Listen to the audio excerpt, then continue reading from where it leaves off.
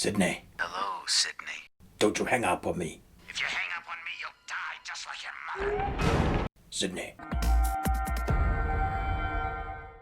And welcome to the Ruby Tuesday. My name is Ruben, and this is my review for Netflix's original movie, The Call. I'm going to do spoilers, and we're going to talk about the ending, because when thinking about doing a review for this, I just thought about all the things I kind of wanted to talk about that couldn't in a review. So come back after you've seen the film, and let's talk about all things The Call.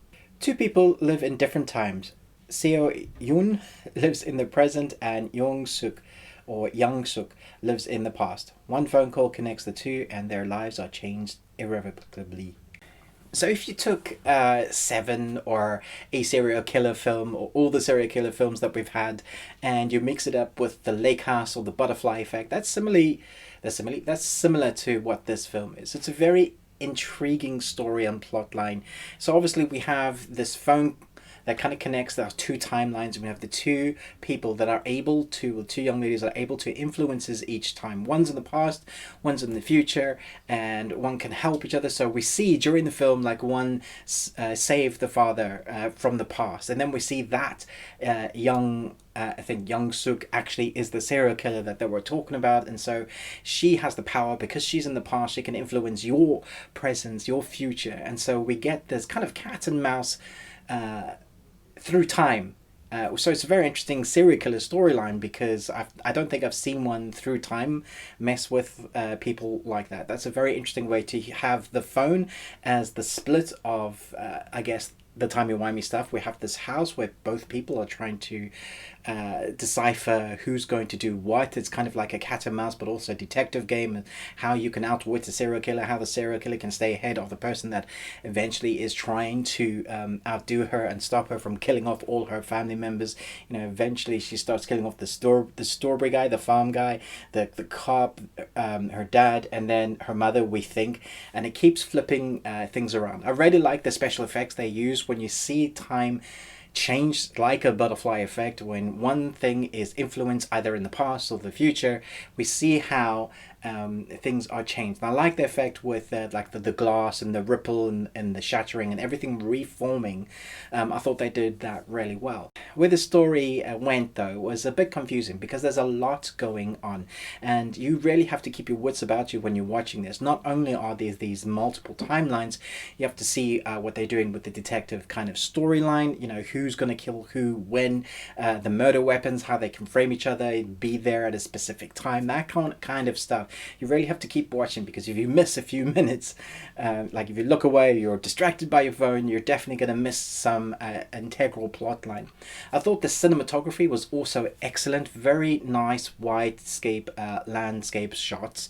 They looked incredible. Really kind of places you in the moment, even though that feeling of wideness kind of adds to the tension that they're trying to create. And then very creative shots, like when you see somebody eating a strawberry, and the sound eating that strawberry is so much louder than it needs to be. You know, that kind of, and that also just adds another little bit of tension.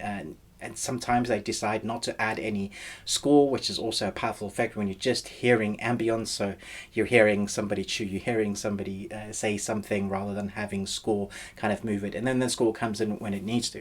And then the acting, I thought the person that plays the crazy serial killer, she was great. She really has presence. You believe that she's a serial killer. You believe she's nuts. At first you think she's just being beaten. You know, her backstory is that her mother is her aunt has not been good to her, doing exorcisms and stuff, and obviously she has a medical condition, supposedly. But now that we see that she's actually properly a serial killer, so we get towards the fruition of the storyline, and we're wondering how it's going to end. And we see the mother and the serial killer fall over the banister, and we're like, woohoo, finally! Because it did seem like the serial killer was always one step ahead. As things change, we see serial killer having fridges of people and body parts, and loads of fire extinguishers.